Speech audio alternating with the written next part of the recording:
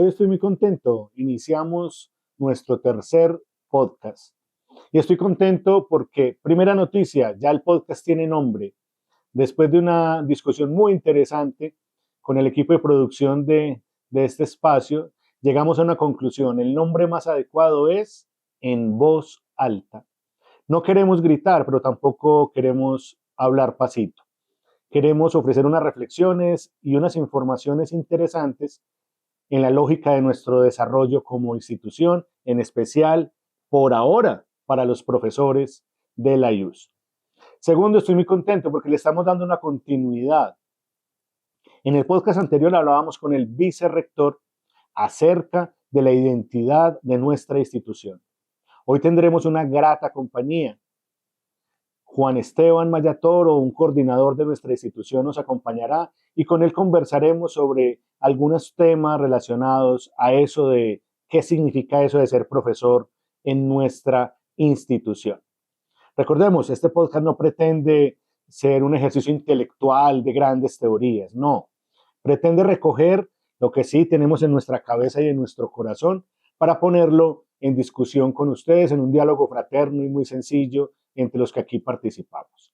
Entonces, para darle la bienvenida a Juan, bienvenido a este podcast. Juan Guillermo, mil gracias por invitarme a este espacio que para mí me genera mucha satisfacción poder contar y poder compartir un poco qué es eso de ser profesor en la IUS, realmente, porque generalmente uno puede ser profesor en muchas partes, pero cuando uno tiene la esencia del profesor, que ahorita te voy a contar mucho más de eso, uno se enamora, porque vos no estudiaste para ser profesor, uno hace esto realmente por vocación. Entonces, buenísimo este espacio. Y yo quisiera empezar por ahí, vean, la ley 30 de educación superior, el decreto 1330 de hace unos 4 o 5 años que sacó el ministerio y mucha documentación acerca de la educación superior dice que un actor protagónico del mundo de la educación superior es el profesor.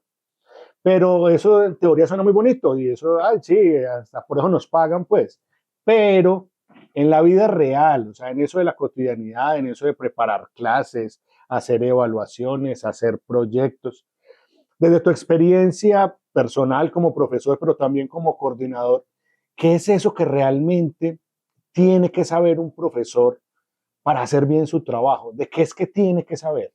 Juan, mira, más allá de hacer bien su trabajo, creo que es un ejercicio también de vocación.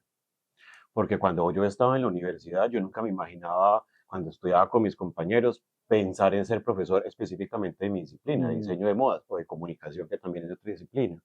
Entonces, cuando vos llegás y empezás a forjar un ejercicio desde el sentido pedagógico, porque vos enseñás todo el tiempo, no solamente desde las aulas, vos enseñás a tus sobrinos, con las personas con las que convivís, mucho todo ese proceso. Entonces, cuando comienzas a adoptar ese proceso pedagógico, se te convierte casi en un proceso de estilo de vida. Ahora bien, hay unas fortalezas que los docentes deben de tener, claro, no solamente las diferentes metodologías, aprender diferentes procesos pedagógicos, sino lo más importante, entender bien qué es el componente académico. Y ese componente académico va en el microcurrículo. Pero si nos vamos específicamente, el docente adicionalmente, dentro de todo su conocimiento, también debe poner atención a el bienestar del estudiante. Entonces somos un actor fundamental en la facilitación, no solamente del conocimiento, sino también en la facilitación del ser humano, en la integración completa de esos personajes que vemos sentados en las sillas, que muchas veces vienen ávidos, con muchas expectativas o con muchos temores, y también nuestra función fundamental es poderles proporcionar a ellos un ejercicio de bienestar y de igualdad y de No, pero proporcionalidad. es que usted me ha metido muchas cosas. A ver, si estoy entendiendo, entonces, desde tu experiencia, la clave está inicialmente, pues sí, entiendo y comparto y me uno plenamente a que la parte vocacional se vuelve un asunto fundamental. Claro.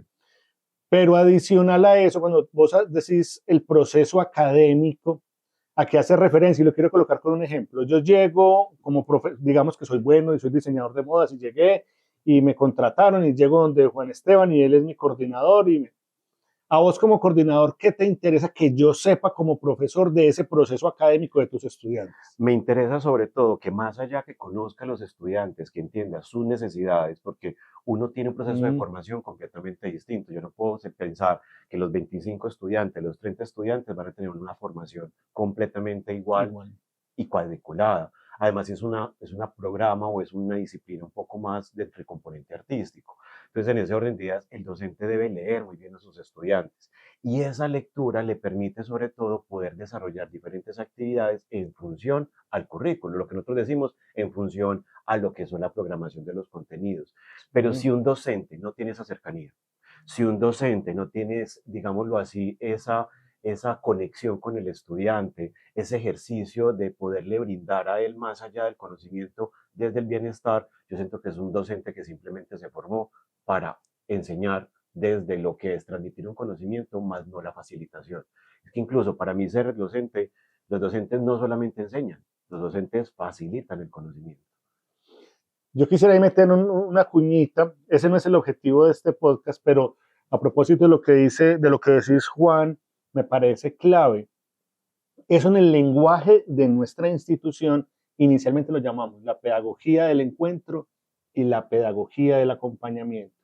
Entonces hay para todos los profes, para irnos metiendo en el lenguaje de nuestra institución, el encuentro es cómo coincido yo con el estudiante. Me parece genial como lo planteas, que es la coincidencia desde lo humano, desde el bienestar, desde el entender que somos humanos y estamos en un proceso de formación. Pero adicional entender que ese acompañamiento va mediado por lo académico, pero mediado también por todo aquello que acompaña al estudiante, por todo aquello que le permite crecer, por todo aquello que le permite realmente pues formarse integralmente. Y en ese sentido entonces se me ocurre otra pregunta. Listo, vos me decís como profe, listo, atiéndame los chicos, esté con ellos, entiéndalos, desarrolle pues como todo el ejercicio de acompañamiento con esos estudiantes. Pero ahí pues yo diría como profesor, listo, y la institución entonces, ¿qué me ofrece?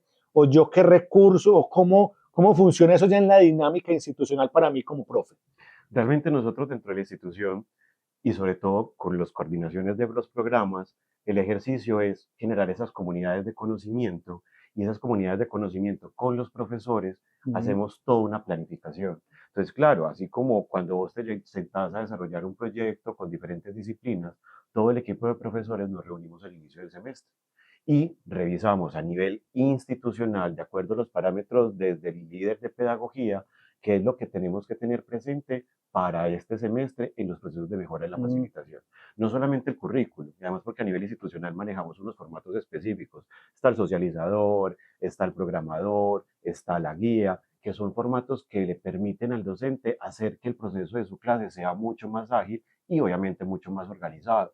Cuando nos sentamos a diligenciar esos formatos, entonces el docente piensa no solamente cada clase en función de facilitar el conocimiento, sino en cada clase que también puedo permitir para que ese estudiante permanezca en la institución, que sea una clase agradable, que sea una clase que él se anime, porque no hay que decirlo, cuando uno estaba en la universidad uno tenía clases que a uno le encantaba asistir, el profesor uno quedaba completamente conectado con la clase de él o de ella, pero también hay unos profesores que uno decía, uy, no quiero, qué pereza, ¿cierto? Entonces también es buscar esas dinámicas porque parte del ejercicio de la institución y el acompañamiento del docente en la permanencia de los estudiantes no solamente radica en que sea muy buen profesor, en que evalúe también muy bien, sino que adicionalmente acompañe el ejercicio de vida de los Y si al estudiantes. profe, digamos que la situación del estudiante lo desborda, porque somos seres humanos y no todos tenemos pues conocimiento de todo o porque simplemente hay situaciones muy complejas. Entonces, si tú estás, como tú lo estás planteando, si el estudiante llega a tener él o los que sean, ¿cierto? Permítame en el ejemplo de él, si el estudiante tiene una situación que desborda ese acompañamiento del profe para ese cumplimiento de esa meta formativa, entonces, ¿qué debía hacer el profe? Anunciarlo, comunicarlo. Creo que el proceso de la comunicación esencial es supremamente importante, no solamente en el ejercicio de la comunicación que tiene el docente con el estudiante o el docente con el coordinador. Entonces, esas dificultades, por ejemplo, a nivel pedagógico, porque tiene dificultades de enseñanza, o que el estudiante está presentando dificultades de cualquier índole, el docente debe anunciarlo, porque claro, hay unas áreas de acompañamiento institucional desde el área de bienestar, desde el área de permanencia, que permiten entrar a revisar qué está pasando con el joven o con la joven y entrar a generar allí unas acciones puntuales, previamente alertados por un docente. Entonces, si te das cuenta, Juan, el docente se convierte en un 360 en el proceso de formación de un joven, porque no solamente Mm, es la formación académica, sino que también, si yo sé que la estudiante o el estudiante está presentando dificultades cognitivas, porque, no sé, le está generando mucha dificultad desarrollar un proceso específico, puntual, el docente tiene que buscar otras herramientas o inclusive alzar la mano y decir, yo no tengo herramientas que me va a brindar la institución.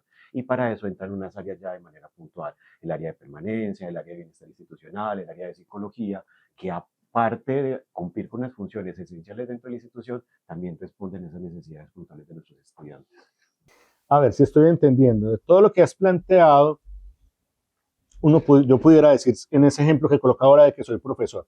Entonces yo tengo que tener vocación. Así es. O sea, esta vaina me tiene que gustar. Segundo, tengo que tener competencias para enseñar, porque pues yo no vengo a jugar, sino a enseñar. Tengo que tener competencias para acompañar a los estudiantes y realmente hacer un proceso de formación ahí con ellos, atendiendo a sus necesidades, posibilidades, realidades, dificultades, en fin, listo. Pero adicional, si la situación con el estudiante me desborda, debo buscar y conocer los apoyos institucionales para alzar la mano, como vos decís, ir donde el coordinador o donde haya que ir para tratar de resolver el asunto. Pero adicional a eso, me imagino que también tendré que mostrar resultados como empleado que soy de la institución, como profesor. Entonces ahí es donde se me genera la duda. Si eso que estoy diciendo está bien, entonces a mí cómo me miden, qué tipo de resultados realmente yo como profe debo demostrar. Bueno, todo lo que vos decís está perfecto. E inclusive yo le voy a agregar otro más. Un docente, independientemente que sea de cátedra o que sea de tiempo completo dentro de la institución, también debe conocer lo que es la filosofía o su pensamiento institucional, independientemente de que trabaje en 3, 4 Mm, universidades. Porque ¿qué nos pasa? También tenemos docentes que vienen de diferentes universidades, llegan, dan su clase, mm, hacen todo, cumplen con todos los requisitos que vos decís, pero ni siquiera conocen cuál es la misión institucional. ¿Cierto? O cuál es el pensamiento mm. institucional que tiene, en este caso, pues la universidad. Entonces, también es un componente relevante a tener presente. Pero adicionalmente, ¿cómo tenemos en cuenta que un docente es idóneo, cumple con esos requisitos? Eso es muy sencillo, Juan. No solamente se ven reflejadas las evaluaciones que nuestros mismos estudiantes se les hacen, es Mm. decir, las evaluaciones cuantitativas, que las hacemos periódicamente con el fin de hacer procesos de mejora en los equipos de docente, sino que adicionalmente buscamos que los docentes como tal se vayan cualificando a partir de las formaciones o los cursos que la misma institución le brinda. Entonces hemos tenido casos de éxito de profesores que han desarrollado cursos de pedagogía o que han adquirido herramientas en creatividad que les ha permitido poder desarrollar y poder evidenciar. ¿Y dónde los evidencian esos resultados? En el aula. Nosotros los evidenciamos a partir de lo que nosotros llamamos los resultados de aprendizaje y se dan a partir de los proyectos de aula. ¿Qué es todo esto tan raro? Básicamente son los productos que salen de las aulas después de finalizar una clase. Entonces, por ejemplo, en el caso de modas que somos tan manuales y que todo nuestro producto es físico, el docente, por ejemplo, de diseño de vestuario femenino, su resultado es la colección de los estudiantes en diseño femenino. ¿Cuáles son los resultados? Cada uno de los entregables que cada Mm. uno entregó. ¿Y cómo evidenciamos que cumplió? Que cada competencia se ve en el resultado completo, en el caso, por ejemplo, del atuendo femenino. Lo mismo puede pasar con ingeniería, lo mismo puede pasar Mm. con administración, con cualquier disciplina. Es un resultado que evidencia que el estudiante cumplió y que el profesor fue el facilitador para que ese resultado se diera. Entonces, generalmente en la IUS tenemos diferentes jornadas para evidenciar esos resultados. Por ejemplo, en la Escuela de Artes tenemos Conexos, que es como las entregas finales. Ahí Mm. vemos esos resultados directamente los Que en estudiantes. ingeniería son los de Exacto. proyectos de aula. Exacto, entonces todos esos son los resultados que evidencian que el profesor no solamente hizo muy bien su trabajo en la Mm. facilitación, sino que evidencia que el estudiante adquirió unas competencias completamente idóneas que hacían parte de su ejercicio de la clase del docente. Yo estoy preocupado, me quedé sin trabajo. Vos lo decís mejor que yo, qué maravilla, no, que me encanta oírlo, sobre todo porque se percibe una coherencia y una posibilidad de verdad decirle al profe que hacer ese ejercicio, que ahorita lo decías, no es hacer bien el trabajo, o sea, es desarrollar su vocación como maestro, como profesor, que eso sí genera frutos. Sí, claro. O sea, no es solamente un asunto laboral de cumplimiento de labores en función de la comunidad educativa, sino que es una posibilidad real de hacer el desarrollo de su proyecto de vida con otros seres humanos que los llamamos estudiantes o acompañantes en el proceso y todo ese sentido. Mira, para ir finalizando y tampoco cansar a los espectadores del podcast, a mí algo que me viene rondando la cabeza hace días y que a propósito de los procesos de evaluación que tú mencionabas que se hacen con los profes, en el diálogo con aquellos que requieren algún tipo de plan de mejoramiento, algunos han expresado la inquietud de ese trabajo que realiza el profesor, ese acompañamiento, esa formación, esa educación que hace con sus estudiantes, si realmente, si tiene un impacto en los estudiantes. Hay una, es mi percepción de algunos profes que por diversas situaciones han tenido dificultades, tienen esa percepción. No, es que lo que yo hago realmente no impacta en los estudiantes. Desde tu experiencia, desde lo que haces como profesor, como coordinador, ¿cuál es tu perspectiva frente a eso? ¿Vos crees que realmente el trabajo de los profes sí impacta la vida de los estudiantes? Pero antes lo voy a responder desde mi experiencia personal y aquí voy a compartir algo que también es muy personal y muy privado. Yo llegué a un momento de mi vida donde dije, carajo, y entonces, ¿cuál es mi misión en esta vida? O sea, ¿a qué vine en esta vida? ¿Cierto? Y llegó un momento donde dije, es que algo que me nace naturalmente, que fluye dentro de mí, es el proceso de compartir mis conocimientos y la facilitación de poderlos generar los estudiantes. Entonces, cuando una persona es plenamente consciente de que el simple hecho de decir una frase o escuchar a un estudiante o hacer algo ya te está transformando la vida. Entonces, el acompañar a un estudiante o a un grupo de estudiantes en un ejercicio de una cátedra, en un ejercicio de una visita académica o simple hecho en el ejercicio de tomarse en un café en la cafetería, ya estoy permitiéndome transformar la vida del otro. Entonces, sí hay unos resultados muy contundentes, porque en este momento, si me dicen, Juan, ¿cuál es tu misión de vida? Mi vida es transformar al ser a partir de la facilitación del conocimiento propio.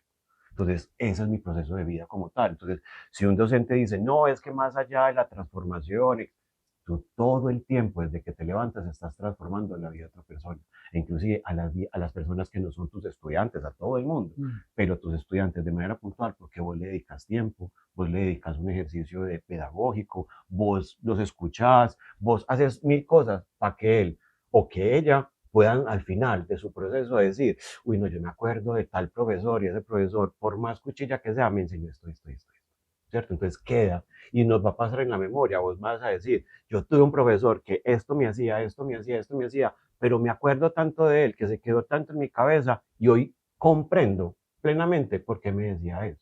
Entonces, también hace parte de ese ejercicio. Nosotros, a pesar de que digamos, no, este muchacho, esta muchacha probablemente no va a entender hoy, pero en unos años va a entender que la enseñanza o esa frase o eso que se le dijo, que quizás en ese momento le entró por acá y le salió por el otro oído, hoy en día puede decir, uy, no es que claro, la información que me dio Juan Maya en ese día que me echó palo y seco en la sustentación, hoy me acuerdo porque lo necesito, porque hoy estoy exigiendo en mi empresa que la producción sea así de exigente y de buena calidad.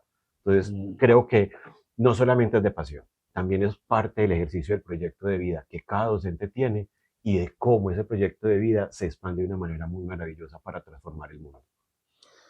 Yo les quiero compartir que cuando invité o invitamos al profesor Maya a este espacio, yo le coloqué un título, porque hay que colocarle pues un tema, tampoco somos tan irresponsables, y le coloqué el título Saber del profesor. Y yo quisiera dejar como conclusión de hoy, si te parece bien, que el saber del profesor hoy es ser.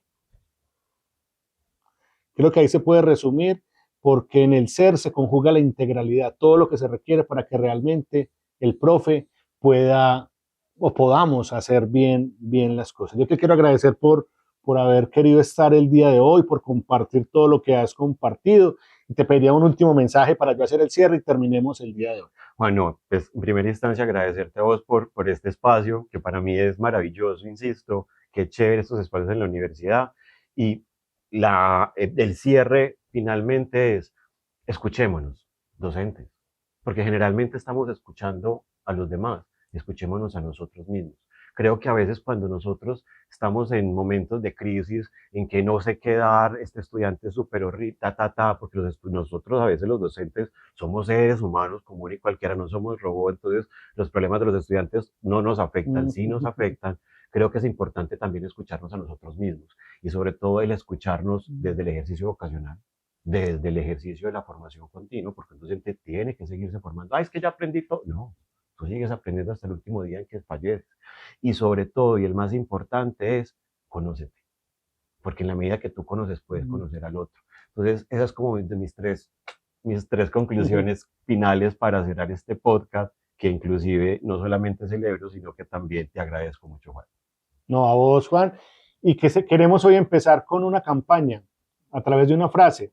Una de las productoras de este podcast me dijo, Juan Guillermo, cuando usted cierre el podcast debe decir una frase. Entonces yo la pensé mucho, llevo como 15 días y quiero empezar a pensarle un tema. Y quiero que con eso cerremos el día de hoy. Podemos lo que somos capaces de imaginar. Muchas gracias. Hasta la próxima.